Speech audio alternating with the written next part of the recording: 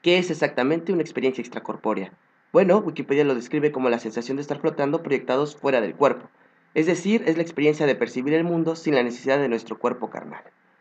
Es fácil visualizar un ejemplo. La película If I Stay cuenta la historia de la encantadora y depresiva Mia Hall, una amante de la música que se encontraba en una encrucijada entre el amor y la vocación. Todo cambió cuando sufrió un accidente que la deja entre la vida y la muerte, que durante todo el proceso pudo verse a sí misma como si se tratase de una tercera persona y todo lo que ocurría a su alrededor. Como este, existen miles de casos alrededor del mundo en las que algunas personas afirman haber presenciado su operación e incluso ir a otro lado en el cosmos totalmente inaccesible dadas nuestras limitaciones físicas. Otras afirman haber visto a sus familiares aunque estuviesen en un estado de coma prolongado. Otros, un poco más intensos, vieron al diablo y dieron un pequeño tour por el mismísimo infierno. Por otra parte, existen grupos que afirman que esta conciencia paralela al cuerpo no se presenta solo en situaciones cercanas a las de la muerte, sino que es una habilidad psíquica e intrínseca a cada persona que es posible aprender con un poco de entrenamiento e iluminación. La pregunta del millón de dólares. De verdad, comprobar este fenómeno puede hacerte ganar un millón de dólares.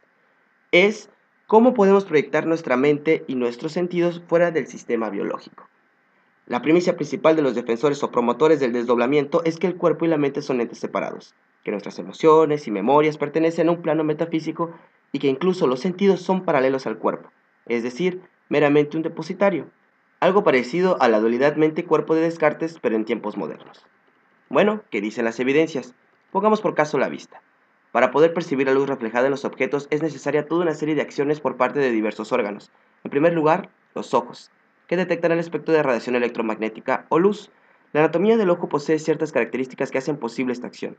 Comenzamos con la córnea, que le permite el paso de luz cuya cantidad es regulada por la acción de la pupila al dilatarse o al contraerse. El cristalino se encarga de enfocar la imagen de objetos lejanos o cercanos. Posteriormente, la luz atraviesa el humor vítreo, que es una sustancia que da volumen al ojo, llegando a la retina, que es el lugar en donde se encuentran las células fotorreceptoras, llamadas bastones, y los conos. Los fotorreceptores forman sinapsis con las neuronas bipolares ubicadas en el disco óptico, que transportan la información visual a través de las células ganglionares, las cuales cruzan por el nervio óptico hasta el cerebro, para ser exactos directamente al núcleo geniculado lateral dorsal, que con la ayuda de los axones envía las radiaciones ópticas a la corteza visual primaria o corteza estriada, que codifica la información y la proyecta en lo que nosotros conocemos como sentido de la vista. Por supuesto, la acción de ver es mucho más compleja que lo que he expuesto, pues no incluía el quiasma óptico, al proceso de los bastones y los conos, las capas magnocelulares, entre otras tantas partes del cuerpo necesarias para que nosotros podamos divisar a una presa o advertir una amenaza. ¿Y qué pasa cuando una de estas partes se ve afectada? Pongamos por ejemplo el glaucoma. El glaucoma es una enfermedad caracterizada por la atrofia del nervio óptico, causado por un aumento de presión intraocular, y aunque existe una evolución diferente para cada paciente, los pacientes padecen una pérdida progresiva de la capacidad de ver. Otro ejemplo son las enfermedades hereditarias como la neurofibromatosis, en la cual pueden desarrollarse tumores en los distintos nervios que se alojan en el cerebro. Cuando estos se presentan en el nervio óptico, el paciente puede presentar ceguera total o parcial. Y estamos hablando solo de lo que concierne al nervio óptico. Otras patologías como la hipermetropía tienen un origen relacionado con el mal funcionamiento de la retina o del cristalino e incluso por tamaño o partes del ojo. ¿A dónde quiero llegar? Los defensores de las experiencias extracorpóreas pasan por alto los hechos anteriormente mencionados y afirman, sin ningún tipo de vergüenza, que es posible sostener algo tan complicado como la visión con un ente que no posee materia y del cual no se tiene ni una sola evidencia. ¿Cómo el alma absorbe, procesa, envía e interpreta el espectro sin ningún tipo de herramienta? Si es tan sencillo acceder a este tipo de habilidad, ¿por qué no se usa en pacientes con ceguera? ¿Acaso dichos pacientes se mienten y no quieren ver por decisión propia? Por supuesto que no. La dualidad mente-cuerpo fue abandonada en el momento en que la ciencia empírica surgió y demostró que las actividades como el pensamiento, la conducta, las emociones e incluso la conciencia son emergentes al cerebro y sus componentes, es decir, de origen físico. La defensa principal de este tipo de ideas son anécdotas de personas que logran recrear lo que pasaba mientras estaban inconscientes, pues carecen de pruebas empíricas que respalden su afirmación. Es común escuchar declaraciones como, vi al doctor que me atendía y a las personas que me visitaban. Por supuesto, es natural que todo eso pasara, por lo que podemos resumirlo a una simple coincidencia. Sin embargo, la especulación no es prueba y mucho menos un sustento, por lo que se ha puesto a juicio a los supuestos iluminados y se han colocado imágenes muy precisas y llamativas fuera del campo visual. Al despertar de su trance, podrían recordar cosas como el color de los zapatos de ciertas personas, el color de los ojos de otras, o un sinfín de declaraciones que dejaban fuera dichas imágenes. Extraño, ¿no? ¿Cómo es posible que no viesen algo tan significativo? Al igual que las personas que se dedican a la lectura corporal, pueden usar estadísticas e indicios para dar una feliz coincidencia. Estas personas juegan con las posibilidades que se encuentran en la actividad cotidiana.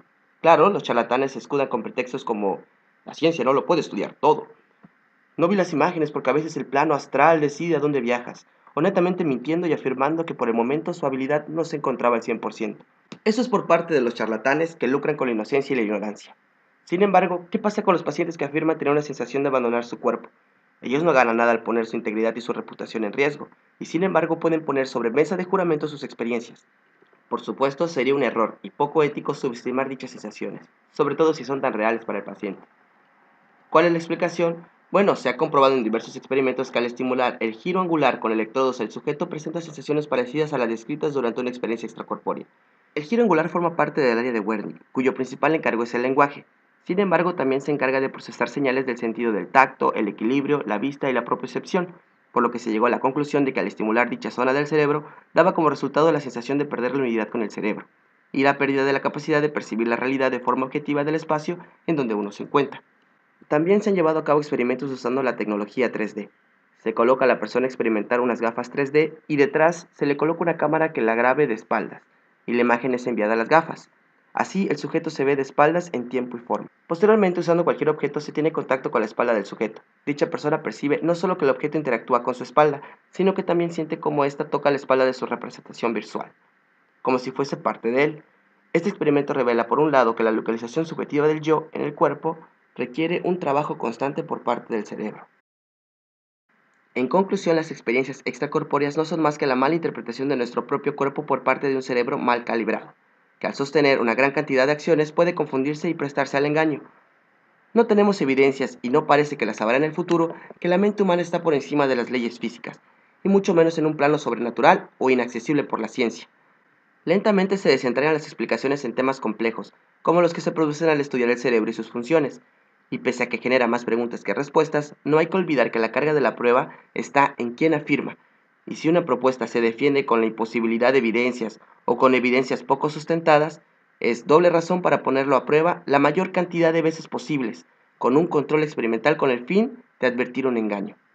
Lamentablemente, los charlatanes hablan con tanta seguridad y son más mediáticos que los hechos científicos. El subestimar la ciencia en temas como el alma, la conciencia o el origen de la vida y sobreestimarla en los estudios que nos convienen como la medicina, la tecnología y las comunicaciones resulta ilógico y poco práctico. La ciencia es estricta en todas sus áreas y no descansa hasta fundamentar sus afirmaciones con pruebas empíricas irreplicables. No debemos colocar en el mismo saco a propuestas que no tienen ni base ni sustento.